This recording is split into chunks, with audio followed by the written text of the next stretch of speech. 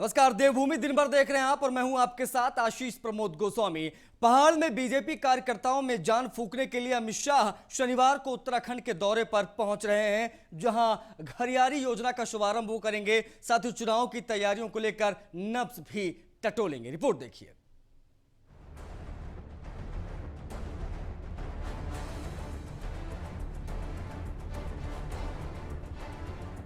केंद्रीय गृह मंत्री अमित शाह शनिवार को देहरादून में एक जनसभा को संबोधित करेंगे।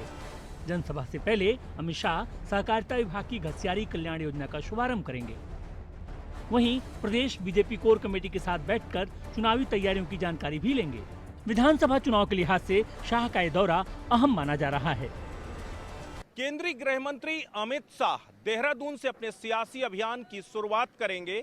आखिर किस तरीके से 2022 के मिशन को कामयाब बनाने के लिए बीजेपी के कार्यकर्ताओं से लेकर आम जनता को वो मंत्र देंगे, ये देखने वाली बात होगी।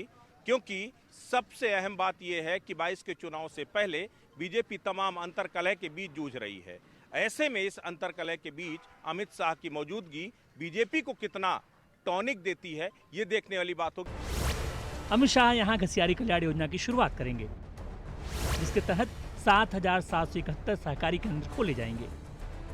इस योजना से महिलाओं को अपने घरों के नजदीक ही हरे चारे की उपलब्धता हो सकेगी।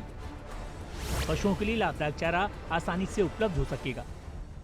घसियारी योजना की यहाँ पर लॉन्चिंग होगी और 950 स्थानों पर सीधे इस प्रोग्राम को लोगों से कनेक्ट किया जाएगा और माननीय गृह मंत्री जी उस योजना को लॉन्च भी करेंगे, उसका उद्घाटन करेंगे और साथ ही साथ यहाँ पर अपना संबोधन भी करेंगे। सहकारिता मंत्री डॉक्टर धन सिंह रावत ने केंद्रीय गृह मंत्री के दौरे की तैयारियों को लेकर समीक्षा की। उन्होंने बताया कि कार्यक्रम को 650 पैक्स समितियों, 13 सहकारी बैंक के जिला मुख्यालयों, 300 बैंक शाखाओं और 40 साइलेज वितरण केंद्र में किया जाएगा। देश के गृह मंत्री जी यहाँ कोऑपरेटिव विभाग के एक महत्वाकांक्षी योजना है मुख्यमंत्री घसियारी कल्याण योजना, उसकी कल लॉन्चिंग करने वाले हैं। हमारे जो 670 पैक्स हैं बहुउद्देशीय साधन सहकारी समितियाँ, उनका पैक्स कंप्यूटराइजेशन का भी यहाँ से वो उद्घाटन करने वाले हैं और एक बहुत बड़ा कार्यक्रम हम यहाँ पे करने जा रहे हैं। और मैं आशा कर रहा हूँ कि हमारे जो देश के पहले सहकारिता मंत्री माननीय अमित शाह जी हैं, उनके द्वारा पहली बार इतना बड़ा कार्यक्रम उत्तराखंड की धरती पर आयोजन किया जा रहा है। निश्चित तौर पर माननीय अमित शाह जी हमारे इस समय गृह मंत्री हैं और उन्होंने प्रदेश हमारे राष्ट्रीय अध्यक्ष के नाते हम सबका मार्गदर्शन किया, अभी भी करते। और उनके मार्गदर्शन में भारतीय जनता पार्टी दुनिया की सबसे बड़ी पार्टी बनने का गौरव भी प्राप्त किया है। कार्यकर्ताओं की एक बैठक भी लेंगे, कोर ग्रुप की बैठक लेंगे, हमारे सब जनप्रतिनिधियों की और हमारे जिलाध्यक्षों की बैठक लेंगे। और जिस प्रकार उनका एक लंबा अनुभव है, चुनावी अनुभव, उस अनुभव के नाते वो हम सब कार्यकर्ताओं का मनोबल भी बढ़ाने का काम करेंगे। उत्तराखंड विधानसभा चुनाव को लेकर बीजेपी ने अपनी पूरी ताकत लगा दी है। अमित शाह के इस दौरे को लेकर जिस तरह बीजेपी के दिग्गज नेताओं ने तैयारियां की हैं, उससे देखकर अंदाजा लगाया जा सकता है कि सत्ता से बाहर कांग्रेस की वापसी करने का रास्ता कितना कठिन होने वाला है। न्यूज़ 1 इंडिया के लिए देहरादून से ब्रजेश श्रीवास्तव की रिपोर्ट। तो आगामी विधानसभा चुनाव को देखते हुए कांग्रेस के पूर्व अल्पसंख्यक आयोग के जिला प्रभारी नरेंद्रजीत सिंह बिंद्रा के पौड़ी आगमन पर कांग्रेसी कार्यकर्ताओं ने समीक्षा बैठक का आयोजन किया। इस दौरान बैठक में कुछ बातों को लेकर कार्यकर्ता आपस में ही भिड़ गए और कार्यकर्ताओं में जमकर खींचतान भी इस दौरान देखने को मिली। आक्रोशित कार्यकर्ताओं का गुस्सा इतना ज्यादा बढ़ गया कि बैठक के दौरान हाथापाई हो गई, जूते चप्पल चलने लगे।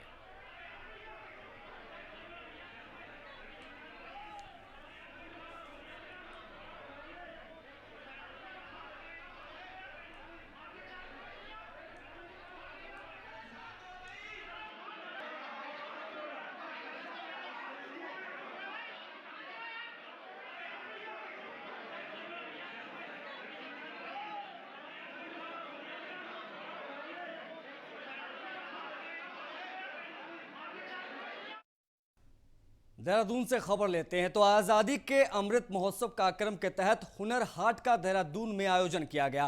कार्यक्रम में मुख्यमंत्री पुष्कर सिंह धामी ने शिरकत की। सीएम पुष्कर ने हुनर हाट का शुभारंभ किया। अल्पसंख्यक कार्य मंत्रालय ने यह पूरा आयोजन किया था।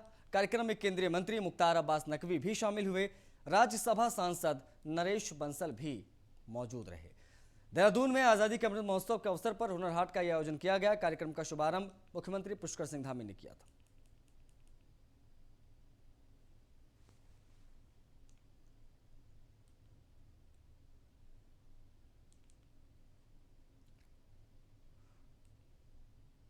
हमारे इस देहरादून की धरती का चयन किया और यहाँ पर सभी को यहाँ पर बुलाया, सभी से मिलने का अवसर प्रदान किया।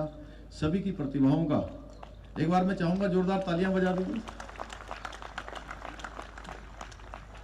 सभी को यहाँ पर चूंकि मिलने का भी अवसर प्रदान किया और एक शानदार, चूंकि हमारे देश के प्रधानमंत्री जी का जो local for local, vocal for local, local for vocal, जो उनका एक मंत्र है, इस हुनर हाट के माध्यम से सीधे सीधे ऐसे लोगों को जो लोग वास्तव में अपने लिए बाजार ढूंढते हैं, अपने लिए हाट ढूंढते हैं, उन सभी को एक हाट देने का काम किया है।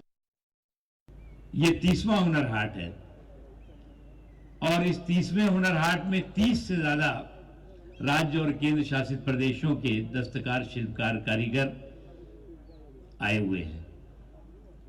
प्रधानमंत्री नरेंद्र मोदी जी का जो संकल्प है वोकल फॉर लोकल, स्वदेशी स्वावलंबन,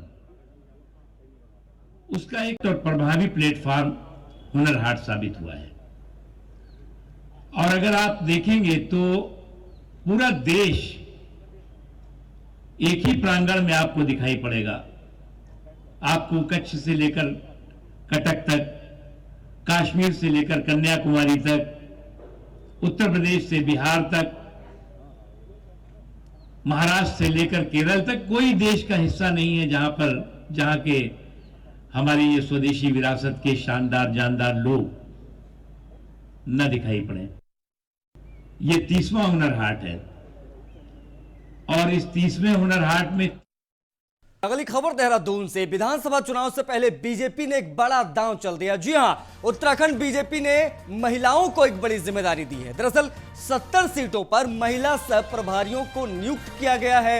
ऐसा पहली बार हुआ है जब महिलाओं को चुनावी संचालन की यह अहम जिम्मेदारी दी गई है। तो इस वक्त की बड़ी और अहम खबर आपको बता दें, पहाड़ से जो आ रही है, 70 सीटों पर महिला सह प्रभारियों की बीजेपी ने नियुक्ति की है और आने वाले चुनाव में ये पूरी तरीके से चुनाव संचालन की एक अहम जिम्मेदारी इनके कंधों पर होगी।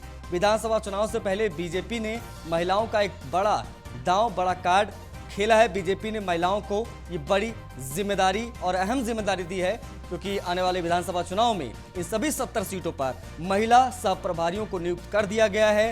पूरे चुनाव के संचालन की जिम्मेदारी इनके कंधों पर होगी और ऐसा पहली बार हुआ जब महिलाओं को चुनावी संचालन की जिम्मेदारी दी है भारतीय जनता पार्टी। निश्चित रूप से ये मातृशक्ति का सम्मान है क्योंकि 50% मतदाता लगभग मातृशक्ति है और महिलाओं में नेतृत्व का विकास हो, वो विधानसभा में जाकर के ठीक से काम कर सकें और उनको एक अवसर मिले आगे बढ़ने का। इस उद्देश्य से प्रत्येक विधानसभा में 70 की 70 उत्तराखंड की विधानसभाओं में एक सह प्रभारी के रूप में हमने महिलाओं को अवसर दिया है। हमें विश्वास है कि वो अपनी पूरी योग्यता और क्षमता के साथ विधानसभा के चुनाव में। उधर पूर्व मुख्यमंत्री हरीश रावत मसूरी आज पहुंचे, जहां उन्होंने मसूरी पेट्रोल पंप के पास 32 करोड़ की लागत से बन रही पार्किंग का निरीक्षण किया। पार्किंग के निरीक्षण के दौरान हरीश रावत ने पार्किंग के निर्माण में देरी को लेकर खेद व्यक्त किया। उन्होंने कहा कि 2018 में पार्किंग तैयार हो जानी चाहिए थी, लेकिन सरकार की लापरवाही का नतीजा है कि पार्किंग तैयार नहीं हो पाई। बता दें कि हरीश रावत के अपने कार्यकाल के दौरान पार्किंग का शिलान्यास किया गया था।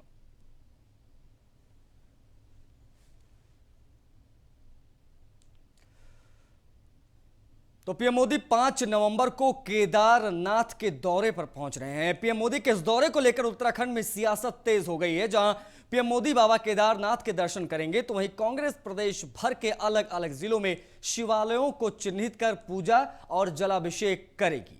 पूर्व मुख्यमंत्री हरीश रावत ने सीधे तौर पर कह दिया है कि हमारे ज्योतिर्लिंग ही हमारे शिव हैं, हम गरीब लोग हैं, लिहाजा हम हर जगह नहीं जा सकते, तो हम अपने प्रदेश में ही शिवालयों को चिन्हित कर उन्हीं में पूजा अर्चना जलाभिषेक करेंगे। हरीश रावत ने मोदी पर निशाना साधते हुए कहा कि पीएम मोदी केदारनाथ में आकर सिर्फ अपनी मार्केटिंग कर रहे हैं।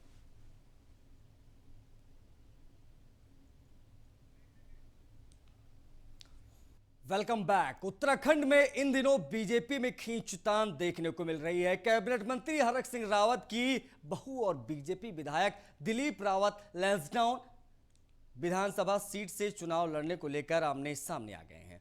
बीजेपी विधायक दिलीप रावत ने अनुकृति गुसाई पर पलटवार करते हुए कहा है कि अनुकृति गुसाई को नहीं जानता। मेरे सामने रावत आए, गुसाई आई या फिर कोई और, मुझे कोई फर्क नहीं पड़ता। मुझे अपने विधानसभा क्षेत्र से चुनाव लड़ना है और मुझे कोई फर्क नहीं पड़ता है मेरे सामने कोई भी कैंडिडेट क्यों ना आ जाए। वहीं हरक सिंह रावत की बहू ने लैंसडाउन विधानसभा में सड़क और स्वास्थ्य की तमाम व्यवस्थाओं को बदहाल बताते हुए कहा कि इस विधानसभा क्षेत्र में कोई काम ही नहीं हुआ है। देखिए, कांग्रेस से तो हरी रावत जी भी आ जाएं, कोई भी रावत आ जाएं, कोई भी गुसाई आ जाए, उसके लिए मैं तैयार हूं। और मैंने पहले, देखिए, अब मैं आपको बता दूं कि कांग्रेस में लेफ्टिनेंट जनरल टीपी रावत से ज़्यादा कद्दावर कोई नेता था ही नहीं वहाँ, और उनसे चरित्रवान भी नहीं था, ये बात स्पष्ट है। लेकिन हमने उनको भी हराया है और उनको हमने 2 बार हराया है और उन्होंने बहुत काम भी किया था, इसमें मैं स्वीकार भी करता हूँ। लेकिन फिर भी जनता ने मुझे प्राथमिकता दी, तो ये आपको बता दें, ये हमारा पैमाना है कि हमने वहाँ पर कितना काम।